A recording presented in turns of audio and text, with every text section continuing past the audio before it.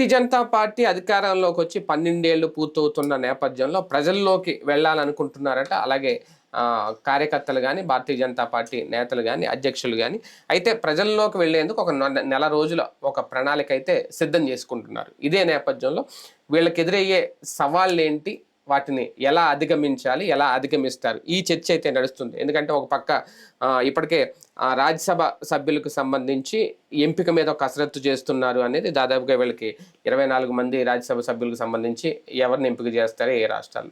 ఇప్పటికే అన్నామలై లాంటి వాళ్ళు బయటకు వచ్చి సొంత పార్టీ పెట్టేందుకు కసరత్తు చేస్తున్నారు అనేది. ఇంకొక అంశం, రేపు 20వ తేదీ తర్వాత కేంద్ర కేబినెట్ విస్తరణ జరుగుతుంది. అందులో చాలామంది దాదాపు 12 మంది సహాయ మంత్రులు ఎవరైతే ఉన్నారో వాళ్ళని మార్పులు చేర్పులు చేస్తారు. తెలంగాణలో కూడా బండి సంజయ్ పరిస్థితి ఏంటి, ఇలా చాలానే సవాళ్ళు ఉన్నాయి. వీటన్నింటినీ ఎలా అధిగమిస్తారు అనే చర్చ అయితే నడుస్తుంది. ఈ అంశం మీద చర్చించే ప్రయత్నం చేద్దాం. సార్, నిజంగా 12 ఏళ్ల పరిపాలన తర్వాత బీజేపీ అధికారంలోకి వచ్చి, లేదంటే మోడీ, ఇప్పుడు ఇది ఒక సవాళ్ళు అవుతుంది ఇప్పుడున్న పరిస్థితుల్లో, లేదు ఒక పాజిటివిటీ పెంచుకునే వెళ్ళాలనుకుంటున్నారా ప్రజల్లోకి? ఇప్పుడు వెళ్తారు వాళ్ళు ఎప్పుడు ఫ్రమ్ ద బిగినింగ్ ఒక సిస్టంలో అలా వెళ్ళిపోతుంటారు అంతే.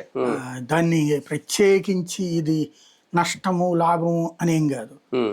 బీజేపీకి ఒక అదృష్టము ఒక దురదృష్టం ఉంటుంది. దురదృష్టం ఏంటంటే వాళ్ళని అంటిపెట్టుకునేటటువంటి మీడియా లేదు.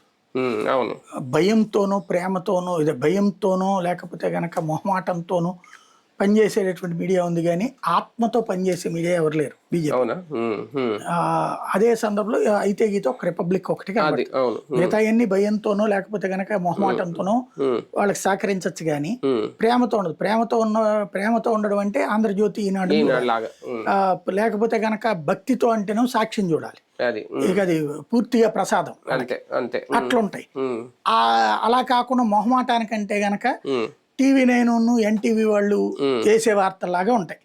మొహమాటానికి ఎవరు అధికారంలో ఉంటే వాళ్ళకి ఫేవర్ అని ఆ టైప్ లో నడవడం తప్పించి ఏమీ లేదు. బేసిక్ గా వీళ్ళ అదృష్టం ఏంటంటే బీజేపీ నాయకుడు ఏనాడు కలవనోడు, RSS VHP ఎవరితో సంబంధం లేనటువంటి వాడు, ఒకప్పుడు వాటిట్లలో ఆ సంస్థల్లో పనిచేసినటువంటి అలవాటు ఉండటమో లేకపోతే వాళ్ళతో సహచర్యం చేయడం వల్ల వచ్చినటువంటి అలవాటుతోనూ వాళ్ళ వృత్తులు చేసుకుంటూ లేదా విధి నిర్వహణ పూర్తయిపోయి రిటైర్ అయ్యి గడుపుతున్నటువంటి వాళ్ళు కానీ వాళ్ళందరూ వీళ్ళ తరపున బ్యాటింగ్ చేస్తారు.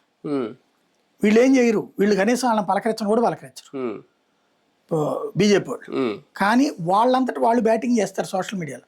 మోడీని గురించి వ్యతిరేకంగా ఎవడన్నా పెడితే దాన్ని కౌంటర్ చేసే వాళ్ళు వీళ్ళు బత్తాయిలు ఒక భోషణం అని మాట్లాడతారు. వాళ్ళలో ఏ ఒక్క బీజేపీకి సంబంధించి డైరెక్ట్ గా స్పందించే వాళ్ళు తక్కువ. బీజేపీ అంటే అభిమానము, మోడీ అంటే అభిమానము ఉన్నటువంటి ఆ మోడీ సానుభూతి పరులు లేదా బీజేపీ సానుభూతి పరులు బూతులు తిట్టరు. బీజేపీ కార్యకర్త నాయకుడు వాళ్ళని తిడతారు, అది వాళ్ళిద్దరికి నడుస్తుంది. మిగతా వాళ్ళు వీళ్ళు ఆరోపణ, ఇప్పుడు ఫర్ ఎగ్జాంపుల్ కాక్రోచ్ పార్టీ వాడేంటి ఆడి చరిత్ర ఏంటో వీళ్ళు తవ్వితేస్తారు, లేదా ఈ CBSEది ఏంటో వీళ్ళు తవ్వితేస్తారు, లేదా నీట్ది వీళ్ళు తవ్వితేస్తారు. అలానే అడ్డంగా వెనకేసుకున్నారు. మోడీ కూడా ఈ యాక్షన్ తీసుకోవాలి, ఇది మోడీతో సంబంధం లేదు, ఇది అధికారుల తప్పు, మోడీ వాళ్ళ మీద యాక్షన్ తీసుకోవాలి అంటూనే ఆ లోపం అంతా డీటెయిల్గా చేసుకొస్తారు. ఇది హైలైట్ అవుతుంటది పబ్లిక్ కి సంబంధించి. అదే బీజేపీకి అదృష్టం. సోషల్ మీడియా ద్వారా కానీ మీడియా ద్వారా కానీ, మీడియాగా ఉండదు ఓన్లీ సోషల్ మీడియా. అదే రాబోయేటటువంటి రోజులలో ఎంత వాళ్ళకి వీళ్ళు ఒక రకంగా మ్యాటర్ ఇస్తున్నట్టు, అంతకు మించే ఉండదు. అంటే ఇందులో ఈ 12 ఏళ్ల పాలనకు సంబంధించి వీళ్ళని ఏంటి అనేది ఒక పరీక్ష అన్న ఉంటుందా భారతీయ జనతా పార్టీకి వీళ్ళ పాలన మీద? ఏం లేదు. మీరు మొన్న అసెంబ్లీ ఎలక్షన్స్ అప్పుడు చూసాను నేను, రాష్ట్ర అధ్యక్షుడు ప్లస్ వీళ్ళు వచ్చారు. అదే గుంటూరు దగ్గర అట్లా వెళ్తున్నప్పుడు సభ సో సెంటర్లో అంటే అట్టించి అనుకోకుండా వెళ్ళాను. కరెక్ట్గా 12 మంది కింద ఉన్నారు. స్టేజ్ మీద నుంచి ఆయన మాట్లాడేస్తా ఉన్నారు ఒకళ్ళు, నాయకుడు. అక్కడ 12 మందే ఉన్నారేంటి అని మాట్లాడకుండా వెళ్ళిపోవడం ఉండదు వాళ్ళకి. కార్నర్ మీటింగ్స్ అనే అలవాటు కమ్యూనిస్టులకి బీజేపీ వాళ్ళకి బాగుంటది. వాళ్ళ అభిప్రాయం, నువ్వు దారిని పోతా బస్సులో నుంచి వింటావేమో, ఆ పక్కన టిఫిన్ వింటావేమో, అక్కడే నా దగ్గరికి వచ్చి కూర్చుని కమిటెడ్గా ఉండని చెప్పరు వాళ్ళు. నా భావం వెళ్ళిపోవాలి అంతే, అది వాళ్ళ ధోరణి. కాబట్టి ఇదేదో ఇప్పటికిప్పుడు జనాల్ని మార్చేయడం కాదు, మోడీ యాక్టివిటీస్ అవి నాకు తెలిసి ఆంధ్రప్రదేశ్లో రాష్ట్ర ప్రభుత్వం తరపున కూడా 10-11 కార్యక్రమాలు పెట్టబోతున్నారు. అంటే బీజేపీ పెడుతుంది, రాష్ట్ర ప్రభుత్వం స్పాన్సర్ చేస్తుంది, లేదా రాష్ట్ర ప్రభుత్వ మంత్రులు ఫైనల్ గా చంద్రబాబు కూడా పాల్గొనబోతున్నారు. ఇక్కడ వాళ్ళకి ఒక ఇగో అడ్డొచ్చింది, చంద్రబాబు గారిని ఇక్కడ పార్టీలో అడ్డుపడుతున్నారు, మీరు వెళ్ళి బీజేపీ 12 ఏళ్ల పాలన మీరెందుకు అనేసి. కానీ మనం ఇప్పుడు కూటమిలో ఉన్నాం, వాళ్ళు పిలిచినప్పుడు వెళ్ళనంటే ఎట్టా అంటున్నారు ఆయన. రాబోయేటటువంటి రోజుల్లో ఈయన డేట్ ఇవ్వాల్సిందే, వాళ్ళు మాట్లాడాల్సిందే. బీజేపీ పెట్టే మోడీ 12 ఏళ్ల విజయోత్సవ సభకి చంద్రబాబు కూడా అటెండ్ అవుతారు. అంటే ఈయన కూటమిలో ఉన్నారు కాబట్టి. ఇదివరకు అయితే ఉండేవాళ్ళు అట్లా రారుగా పార్టీ మీటింగ్ కి. అవును అవును. ఇప్పుడు వస్తున్నారు. కానీ అంటే సక్సెస్లు ఎక్కువ ఉన్నాయి. ఇప్పుడు పశ్చిమ బెంగాల్ గెలవడం కానీ ఇలాగా కొన్ని రాష్ట్రాలు కైవసం చేసుకున్నారు ఈ 12 నెలల్లో. ఇవన్నీ మోడీ నిర్ణయాలు అవ్వచ్చు, లేదంటే భారతీయ జనతా పార్టీ క్రెడిట్ అవ్వచ్చు, ఏదేమైనా. కానీ అదే నేపథ్యంలో తిరుగుబాట్లు, ఇప్పుడు అన్నామలై లాంటి వాళ్ళు పార్టీని వదిలేస్తున్నారు, సొంతంగా ఆయన పార్టీ పెడతానని చెప్పారు, మరి పెడతారో లేదో తెలియదు. అంటే ఇటువంటివి కూడా రేపొద్దున్న ఎదురు దెబ్బ అవుతుందా? అంటే పార్టీ ఈ కార్యక్రమాలకి దానికి ఏం సంబంధం లేదు, అదొక రొటీన్. ఇప్పుడు ఇదివరకు ఉమాభారతి సీనియర్ మోస్ట్ నాయకురాడు, ఉత్తరప్రదేశ్ ముఖ్యమంత్రిగా కూడా చేసింది, మధ్యప్రదేశ్ చేసింది. కానీ ఆ తర్వాత మోడీని వ్యతిరేకించింది, ఏమన్నా సెట్ అయిందా? యశ్వంత్ సిన్హా, జస్వంత్ సింగ్ ఇట్లాంటి వాళ్ళు చాలా మంది వ్యతిరేకించారు. అద్వానీకి బాగా క్లోజ్ గా ఉన్న వాళ్ళు వ్యతిరేకించారు, అయితే కాలగర్భంలో కలిసిపోయారు. ఇంకోటి అక్కడ విషయం ఏంటంటే బీజేపీలో తిరుగుబాటుదారు, ఇప్పుడు కాంగ్రెస్ లో తిరుగుబాటుదారులు ఒక గ్రూపు, అనుకూలం ఒక గ్రూపు. ఈ అనుకూల గ్రూపుల్ని కాపు కాసేటట్టు అనుకూల గ్రూపులకి ఆటోమేటిక్ సహకారం ఉంటుంది, వ్యతిరేక గ్రూపులకు కూడా వీళ్ళే కాపు కాస్తుంది, కాంగ్రెస్ పార్టీని ప్రోత్సహిస్తుంది.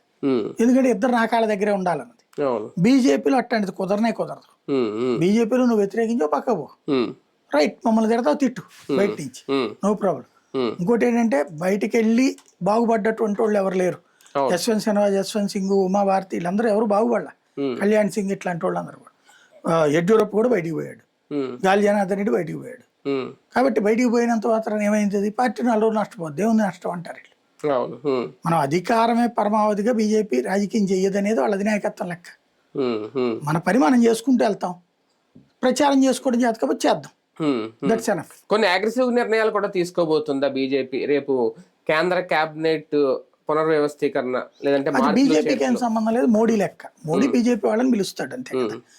బేసిక్ గా అయితే జరుగుతుంది, ఎందుకంటే ఉత్తరప్రదేశ్, ఉత్తరాఖండ్ ఈ 5 రాష్ట్రాల ఎన్నికల్లో అక్కడ ముఖ్యమంత్రులు అవ్వాలని ఆశించి భంగపడ్డోళ్ళు చాలా మంది ఉన్నారు. అలాంటి వాళ్ళని జాతీయ రాజకీయాల్లో, పశ్చిమ బెంగాల్లో కూడా కొంతమంది అవకాశాలు ఇవ్వడం, బెంగాల్కి పెద్దగా ఉండకపోవచ్చు నేను అనుకోవడం. ఎందుకంటే బెంగాల్లో సువేంద్ర అధికారికి పెద్ద పోటీ లేదు అక్కడ, లేదా అక్కడ ఉన్నటువంటి మాజీ కేంద్ర మంత్రులు ఉన్నారు, వాళ్ళని తెచ్చుకోవచ్చు ఇక్కడికి. పెద్ద మార్పులు అంటే భారీగా ఉండవు. అంటే కొంతమంది దాదాపు ఒక 12 మంది ఎంతమందిలో కేంద్ర సహాయ శాఖ మంత్రులు కూడా తొలగిస్తారు, అందులో బండి సంజయ్ లాంటి పేరు కూడా ఉంటది అనేది. బండి సంజయ్ తొలగిచ్చేస్తారు, శ్రీనివాస్ వర్మ తొలగిచ్చేస్తారు అనేది మన స్పెక్యులేషన్. తొలగిస్తారా, యాడ్ చేసుకుంటారా? కొంతమందిని పార్టీకి పంపించారు ఆల్రెడీ, మొన్న 2 కేంద్ర సహాయ మంత్రుల్ని పార్టీకి పంపించారు అధ్యక్షులు, తీసేసి ఆ ప్లేసుల్లో తీసుకుంటారని చూడాలి. అంటే అవి ఏమన్నా బొజ్జగింపు నిర్ణయాలేమో, అంటే అది కూడా తిరుగుబాటు అవుతారు రేపు పొద్దున్న. ఇప్పుడు అన్నామలై లాగా బయటికి రారా అలా జరిగింది? అన్నామలై నాకు తెలిసి బయటికి రావడం అనేటప్పటికి అతను ఏంటంటే పార్టీ వాడు కాదు అది. ఇప్పుడు కిషన్ రెడ్డి, బండి సంజయ్, శ్రీనివాస్ వర్మ మీరు బలవంతంగా మెడబట్టికి బయటికి గెంటేసినా సరే బీజేపీ ఆఫీస్ నేనని చెప్తారు. వీళ్ళెవరు బీజేపీ ప్రాణాలు, వీళ్ళు ఏమీ లేని రోజున కూర్చున్నారు, అన్ని ఉన్న రోజున కూర్చుంటారు, ఏమీ లేని రోజున కూర్చుంటారు. మళ్ళీ ఈ అన్నామలైలు వీళ్ళందరూ కూడా టెంపరీ బ్యాచ్, అంటే బయట నుండి వచ్చారు, వాళ్ళొక ఎమోషన్ తో వచ్చి అదే దాంట్లో కంటిన్యూ కావాలి. అయితే ఏమంత విశ్వాసర్మ లాగా ఉంటారు, సువేంద్ర అధికారి ఉంటారు, త్రిపుర ముఖ్యమంత్రి లాగా ఉంటారు. ఇదే మన దాని పేరేంటది వీళ్ళది ఉంది కదా కమ్యూనిస్టుల రాష్ట్రం కాదు, త్రివేంద్రం కాదు, దాని త్రిపురనే కదా, కాదు కేరళ. మొత్తం 3 రాష్ట్రాలు కదా, మాణిక్ సర్కార్ ముఖ్యమంత్రిగా చేశాడు కదా. ఇట్లాంటి రాష్ట్రాలకు సంబంధించినటువంటి అన్నిట్లో కూడా ఇవాళ బయట నుంచి వచ్చిన వాళ్ళే ఉన్నారు ముఖ్యమంత్రులు, అదేం పెద్ద ప్రాబ్లం కాదు దానివల్ల. కానీ రాజ్యసభ సభ్యుల ఎంపిక విషయంలో కసరత్తు చేస్తుందా బీజేపీ, లేదంటే సర్దుకుపోతుందా? వాళ్ళు ఆల్రెడీ పక్క, మీకు ఒకటే బీజేపీ ఆర్భాటం, మనం వెళ్ళి వినతి పత్రాలు ఇవ్వడం, నాకు ఇవ్వమని చెప్పడం, అట్టిస్తే అసలు రాదు. వాళ్ళు డిసైడ్ చేసుకుని ఉంటారు ఎవరికి ఇవ్వాలి నెక్స్ట్. బలం పెరుగుతున్న చోట డిమాండ్ పెరగదా? డిమాండ్ ఎప్పుడు ఉంటుంది, కానీ బీజేపీలో ఒక నిబిడీకృతమైన క్రమశిక్షణ ఉంటుంది. ఉమ్, మీరు ముఖ్యమంత్రి పదవి దగ్గర ఎక్కడైనా గొడవలు చూస్తున్నారు. ఇప్పుడు నిన్న కర్ణాటకలో వచ్చే వాళ్ళు ఎంత రచ్చ, ఉమ్, ఆ పరమేశ్వర్ది ఒక రచ్చ, ప్రియాంక ఖర్గేది ఒక రచ్చ, సిద్ధరామయ్యది ఒక రచ్చ, ఉమ్, డీకే శివకుమార్ది ఒక రచ్చ. ఉమ్, మళ్ళీ డీకే శివకుమార్ ముఖ్యమంత్రి అయ్యాక 10 సార్లు అక్కడ తిరగడం. అవును. మీరు యోగి ఆదిత్యనాథ్ లేకపోతే మన సువేంద్ర అధికారి చూశారు, ఉమ్, ఏమన్నా వెళ్ళాడు అతను లేదు, ఢిల్లీకి? లేదు. బీజేపీ పాలిత రాష్ట్రాల ముఖ్యమంత్రి ఎప్పుడైనా ఢిల్లీలో కనబడతారా? ఉమ్, ఏదన్నా అకేషన్ ఉంటే తప్పించి పొరపాటున కూడా కనబడరు వాళ్ళు. ఉమ్, ఉమ్, వాళ్ళకి ఆ స్వేచ్ఛ ఉంటుంది. ఉమ్, అనుసంధానం అధినాయకత్వానికి వీళ్ళకి మధ్యన ఆర్ఎస్ఎస్ ఆ భావజాలం ఉన్నటువంటి కోఆర్డినేటర్లు ఉంటారు. ఉమ్, వాళ్ళు ఏ స్వార్థంతో పనిచేయరు. వీడి గురించి ఆడి గురించి వీడికి తప్పుడు చెప్పరు. ఉమ్, స్ట్రైట్కి వెళ్ళి పని చేసుకుంటారు. ఉమ్. కాబట్టి నడిచిపోతుంటది. పార్టీ పరంగా కాకపోయినా ప్రధాని హోదాలో ఈ 12 ఏళ్లలో గట్టి సవాళ్ళ ఎదుర్కొన్నారా? ఇంకో 3 ఏళ్ళు అయింది, ఆయన ఉన్నంత కాలం ఎదుర్కొంటాడు. తప్పదు. మోడీకి అంటే యుద్ధాల ముఖ్యమంత్రిగా రూపంలో ఉన్నప్పుడే గానీ తట్టుకున్నాడు. ఉమ్, ఉమ్, ముఖ్యమంత్రిగా ఉన్నప్పుడే గోద్రా ఇన్సిడెంట్ లాంటివి జరిగినాయి. అవును. కాబట్టి ఆయనకి సవాళ్ళు అనేది పెద్ద లెక్క కాదు. ఉమ్, ప్రపంచ అంతర్జాతీయ పరిణామాల వల్ల మనకు ఎదురైన సవాళ్ళను కూడా ఎదుర్కొంటున్నాడు ఆయన. అవును. ఉమ్, అన్ని రకాల అలవాటు అయిపోయింది. ఒక రకంగా పబ్లిక్ కూడా ఆయన అలవాటు అయిపోయాడు. ఉమ్, ఈయన కాకపోతే ఏంటనే భయంతో ఉన్నారు. కానీ ఉమ్. ఈయన దించేయాలన్నటువంటి ఫీలింగ్ ఉన్నటువంటి వాళ్ళు మేబీ యాంటీ మోడీ శక్తులు తప్ప ఇంకెవరికి లేదు పెద్దగా. అదే కదా, రైట్. చూద్దాం. మొత్తానికి భారతీయ జనతా పార్టీ 12 ఏళ్ళు పూర్తి చేసుకున్న నేపథ్యంలో అధికారంలోకి వచ్చి ఇప్పుడు ప్రజల్లోకి వెళ్ళాలనుకుంటున్నారు. ఒక ప్రణాళిక కూడా ప్రచారానికి సంబంధించి సిద్ధం చేసుకుంటున్నారు. మరి తర్వాత ఎలాంటి మార్పులు వస్తాయి ఏంటి, ఎంతవరకు ముందుకెళ్తుంది భారతీయ జనతా పార్టీ విషయంలో వేచి చూద్దాం.